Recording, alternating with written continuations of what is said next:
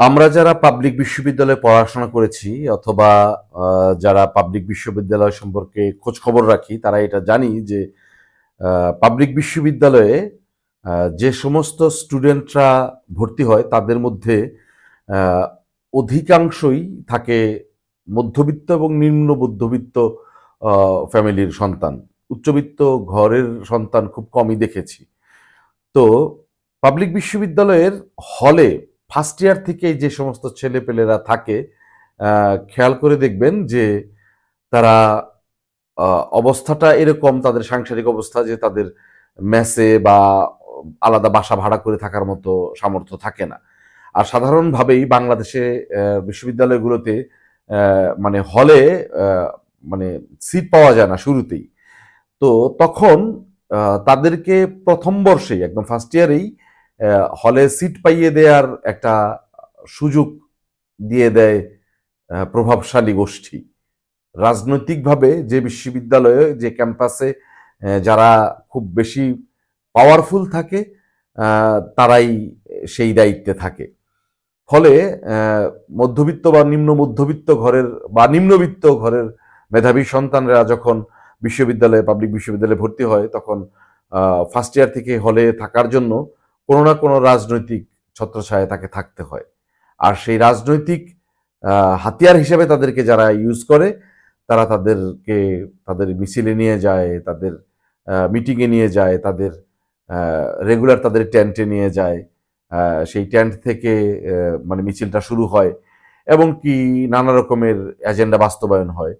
তার মধ্যে একটা বাহিনী থাকে যে বিভিন্ন মানে পেশি শক্তিতে তাদেরকে অভ্যস্ত করিয়ে সেদিকেই ক্ষমতাশালী করে দেওয়ার এক ধরনের বড় প্রবণতা বলবো না, বলবো যে বড় একটা পরিকল্পনা থাকে। তো সেই পরিকল্পনার বলি হয় সাধারণ অনেক শিক্ষার্থী। পরবর্তীতে সেই সাধারণ শিক্ষার্থীরাই অসাধারণ রকমের ক্যাডার বা সন্ত্রাসী এরকম হয়ে ওঠে। আমরা এরকম অজস্র দেখেছি। তবে নিপুণভাবে এই ব্যাপারটা উঠে আসার যে প্রক্রিয়াটা কিভাবে উঠে আসে, কিভাবে ফার্স্ট ইয়ারে একটা ছেলে ক্যাম্পাসে যায়, গিয়ে তারপরে আস্তে আস্তে মানে রাজনৈতিক কর্মকাণ্ডে জড়িয়ে পরবর্তীতে মানে মারামারিতে অংশগ্রহণ করে, অস্ত্র হাতে তুলে নেয়, নানান অপরাধে জড়িয়ে পড়ে, এই ব্যাপারটা আমরা নাটক সিনেমায় অল্প অল্প দেখি বা ছাড়া ছাড়া ব্যাপারটা দেখি। মানে পুরোপুরি খুব বেশি দেখি না। এই ব্যাপারটা তুলে এনেছেন প্রিয় নির্মাতা কাজী হায়াৎ। আমি মনে করি যে বাংলাদেশের চলচ্চিত্রে সমাজ নিয়ে কথা বলেছেন যারা, তাদের মধ্যে অন্যতম একজন হচ্ছে কাজী হায়াৎ, কিংবা কখনো কখনো বলতে হয় যে হয়তো কোনো কোনো ক্ষেত্রে তিনি একাই বলেছেন এই রাজনৈতিক বাস্তবতাগুলোকে সিনেমায় পর্দা নিয়ে আসার জন্য। তো আমি একজন সিনেমা পাগল মানুষ। ছোটবেলা থেকে আমি হলে গিয়ে সিনেমা দেখি। এর কারণ আমি বিভিন্ন লেখায় আমি উল্লেখ করেছি যে আমার মাদ্রাসার পাশেই একটা সিনেমা হল ছিল, আমাকে মাদ্রাসায় দেওয়া হয়েছিল এবং সেটা গোপালপুর আলিয়া মাদ্রাসা, তার পাশে একটা সিনেমা হল ছিল কাকুলি সিনেমা হল। সেখানে আমি রেগুলার সিনেমা দেখতাম।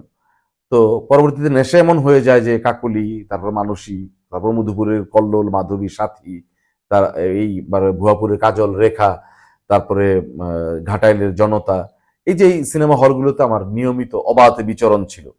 তো ফলে যেটা হয়েছে সিনেমা দেখাটা একটা মানে নেশা হয়ে যায় এবং সেই নেশা থেকে আমি মানে পরবর্তীতে সিনেমা হলে যাওয়া যখন কমে যায় তখন আবার মানে ডিভিডিতে সেটা আমি দেখেছি, না দেখা সিনেমাগুলো।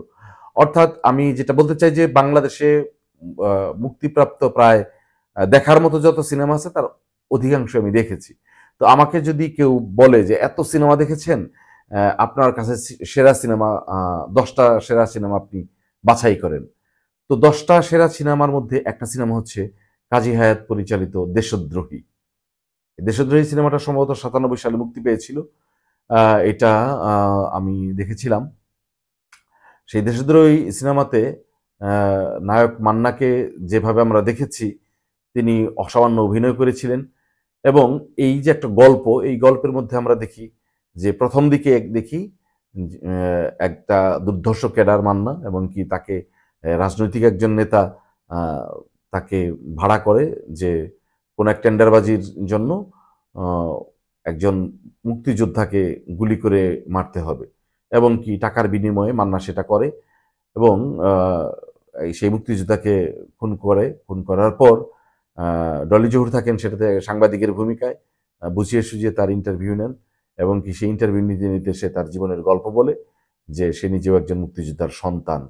মুক্তিযোদ্ধার সন্তান হয়ে সে মুক্তিযুদ্ধের ভাতা আনার জন্য, তার বাবা মারা যাওয়ার পর মুক্তিযুদ্ধের ভাতা আনার জন্য সে মুক্তিযোদ্ধা কমান্ড কাউন্সিল, তারপরে জেলা প্রশাসক, তারপরে মানে বিভিন্ন জায়গায় ঘুরতে ঘুরতে এক পর্যায়ে প্রতারিত হয় এবং কি বঞ্চিত হয়। মুক্তিযুদ্ধে অংশগ্রহণ করেও তার বাবা মুক্তিযোদ্ধার স্বীকৃতি পায় না। ফলে সেই ভাতা টানতে গিয়েও মান্না যখন মানে এরকম লাঞ্ছিত হতে থাকে, এক পর্যায়ে এক নেতার কাছে যায়।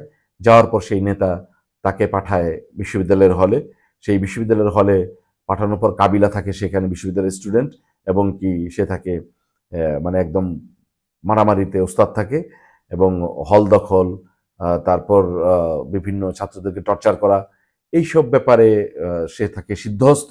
এবং কাবিলা তাকে, মান্নাকে নিয়ে আস্তে আস্তে তৈরি করে যে কিভাবে তাকে সরল সহজ গ্রাম থেকে আসা সেই ছেলেটাকে সে কিভাবে মাস্তান বানিয়ে ফেলে। এবং পরবর্তীতে আমরা দেখতে পাই যে মান্না মানে ভাড়াটে খুনি হয়ে যায় এবং শীর্ষ সন্ত্রাসী হয়ে যায়।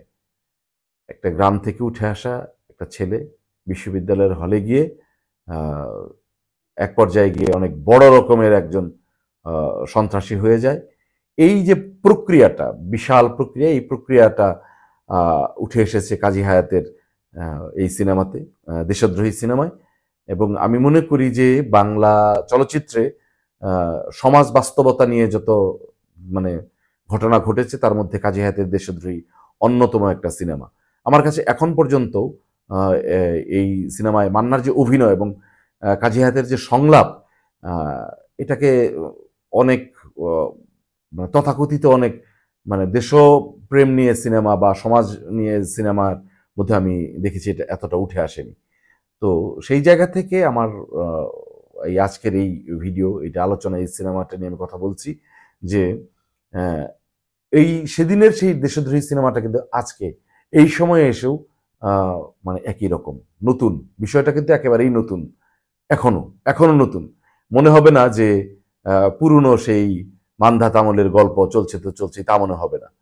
মানে আমরা আবরার হত্যাকাণ্ডের সাথে বুয়েটে যারা জড়িত, দেখেন বুয়েটে কিন্তু সারা বাংলাদেশের সেরা মেধাবীগুলো পড়ে, এবং কি সেখানে আবরারকে যেভাবে নৃশংসভাবে খুন করা হয়, বিপদগামী যে সব মেধাবী সন্তানেরা, সেই বিপদগামীরাও কিন্তু অসাধারণ মেধাবী, এবং কি তারা এই বাচ্চাটাকে মানে পিটিয়ে পিটিয়ে মারে। তারপর আমরা বিশ্ববিদ্যালয়ে দেখেছি হাতুড়ি দিয়ে পিটিয়ে এক ছেলের, রাজশাহী বিশ্ববিদ্যালয়ের একটা ঘটনা, যে হাতুড়ি দিয়ে পিটিয়ে এক ছেলের পিঠের হাড়টার মানে একদম বাঁকা করে দেয়।